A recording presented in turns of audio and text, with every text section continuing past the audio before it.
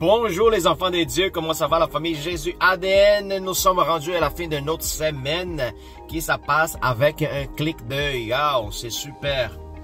Alors, que la paix et la grâce de Dieu soient avec vous autres. Comment ça va tout le monde? Ça va bien? Avec la belle pluie, la température un peu grise? C'est pas grave, le soleil est dans vous autres. Amen. La lumière divine est à l'intérieur de vous autres. Écoute, j'ai quelque chose ici pour vous encourager puis donner. Une partie, ça se trouve dans le Saint-Testament, en Deutéronome 31, versets 6 à 8. Laisse-moi vous lire quelque chose qui la promesse de Dieu s'accomplit et ne retarde pas. Ok? Écoute bien. Deutéronome 31, versets 6 à 8. Fortifiez-vous et ayez du courage. Ne craignez point et ne soyez point effrayés devant eux, car l'Éternel ton Dieu marcherait lui-même avec toi. Il ne te délaissera point. Il ne t'abandonnera point. Moïse appela Josué. Il est dit en présence de tout l'Israël. Tout l'Israël. Fortifie-toi et prends courage, car tu entreras avec sept peuples dans le pays que l'Éternel a juré à leur père et a de leur donner.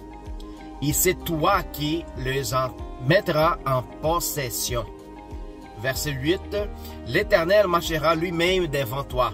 Il sera lui-même avec toi. Il ne te délaissera point. Il ne t'abandonnera point. Ne crains point. Il ne t'effraie point. Amen.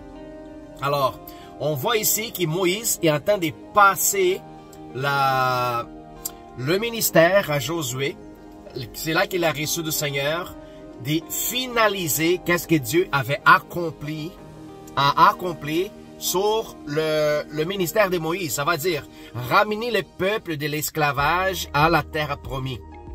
Alors, comme on sait qu'il y a beaucoup de problèmes au milieu du chemin, puis à un moment donné, Moïse arrive à perdre la patience, puis Dieu dit, tu ne rentreras pas dans la terre, mais mon peuple, lui, va rentrer. Le Seigneur élimine une ancienne génération pour élever une nouvelle génération, des gens avec les mentalités puis les pensées transformées. Amen. Puis Josué, qui était un jeune, rempli de force, courage, détermination, il y avait un zèle énorme vers le Seigneur. Alors Dieu dit qu'à travers des Josué, le peuple rentrerait. Pas seulement ça, qui ne craint point, qui n'est pas peur du peuple qui habite dans cette région-là, que le Seigneur marchera devant les autres. Le Seigneur va accomplir qu'est-ce qu'il t'a promis. Alors, qu'est-ce qui ça a à voir avec notre temps aujourd'hui? Avant, nous étions esclaves. À travers du Christ qui représente, laquelle Moïse est représenté, il nous avait sorti de la dimension d'esclavage. C'était notre ancienne vie à l'Égypte. Puis maintenant, nous sommes dans cette chemin dans le désert, laquelle nous rencontrons aujourd'hui dans le monde. Qu'est-ce que ça va dire? Aujourd'hui, dans notre vie, nous avons des défis. Comme le peuple d'Israël avant, il y avait des défis par rapport à des nations qui étaient ennemies de le Seigneur. Alors, Dieu utilisait Israël pour combattre cette nation. Aujourd'hui, Dieu te utilise pour combattre tout ce qui est contraire à sa volonté et son désir. Alors, nous sommes cet Israël spirituel qui marche aujourd'hui sur la terre comme les déserts. Pour, dans la fin de notre vie, de notre temps, le moment donné, le Seigneur va nous faire rentrer dans la terre. Comment, pasteur? Jean 14, verset 3. Le Seigneur Jésus, il dit, important que j'y aille, parce que dans la maison de mon Père, il y a plusieurs demeures. Il faut que j'y aille, vous préparer une demeure. Puis, si j'ai dit que je vous préparer, alors je vous dis que je vais revenir et je vais venir vous chercher, parce que où ce que je serai, vous serez avec moi. Alors, c'est la promesse, la représentation de l'ancien. Aujourd'hui, qu'est-ce qu'on voit dans le nouveau? Nous sommes en train de nous faire préparer une épouse sans tâche, sans quoi que ce soit, pour entrer dans la terre promise, qui c'est la dimension divine, le royaume des dieux, laquelle est en train de nous préparer déjà à l'intérieur de nous autres. Comment, pasteur, paie la transformation de notre intelligence? C'est ça, c'est la nouvelle génération. Tout cela qui est né de nouveau en Jésus-Christ, c'est cette génération-là qui va rentrer dans la terre promise, le ciel, le royaume de notre Seigneur. Alors vous voyez la comparaison, vous voyez comme Dieu est fidèle. S'il accomplit dans l'Ancien Testament, il accomplira aussi dans notre temps présent. Amen. Alors, frères et sœurs, j'ai quelque chose d'autre à vous dire. N'oubliez pas qu'à s'asseoir à 7h30, nous avons notre café chrétien. Alléluia. Un moment d'apprentissage, grandissement, un moment d'enlever mes doutes, poser des questions, interagir avec les frères et sœurs, avoir de la fraternité. Alors, unité, c'est ça qu'il faut, partager l'amour, édifier un les autres. C'est ça l'importance d'aujourd'hui, être présent dans le café chrétien. Pasteur, c'est l'été, le temps est bon. Écoute, je comprends très bien, l'été arrive, il y a bien du monde qui veut profiter de l'été, mais je vous dis une affaire, écoute, édifiez-moi au niveau de l'esprit, est aussi important que profiter et m'y amuser. Alors, c'est important que j'ai un équilibre. Ça donne à rien, venir à l'église l'été, à l'hiver, puis l'été, j'ai disparaître. Alors, c'est très important. Je compte avec votre participation d'être présent, de ramener du monde à l'église, évangéliser, rapporter des vies.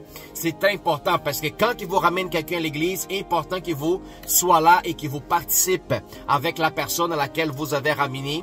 Parce que imagine-toi, on ramène quelqu'un à l'église, puis tout à coup la personne va venir, vous grandir, vous connaître Jésus, puis je serai pas là, tout le temps. Un dimanche, je ne serai pas là, l'autre, puis la personne va me demander, oui, mais pourquoi qu'il m'y ramène ici, si lui est jamais là? Alors, c'est une incohérence. C'est pour ça l'importance que les nouveaux arrivants voient que nous sommes des gens fidèles, des gens présents, ok? Alors, je sais qu'il y a beaucoup du monde, maintenant que l'été arrive, il y a bien du monde qui va prendre des temps, des vacances, puis tout ça, ça c'est tout à fait normal. Mais écoute, c'est tout à fait normal, mais aussi important d'avoir cet équilibre, de m'amuser et aussi ne pas oublier les assemblées, ne pas oublier mon devoir tel que chrétien de participer, fraterniser et aussi évangéliser. Amen. Alors, je compte sur vous autres. Nous sommes à la famille spirituelle ici, présente sur la terre. Puis cette famille, je vous dis, elle va grandir encore plus. Par la gloire de notre Seigneur Jésus-Christ, notre famille Jésus ADN, elle va grandir encore plus. Plus de vies vont venir. Puis je compte avec votre soutien, votre support, de pouvoir, à un moment donné, travailler pour l'Église.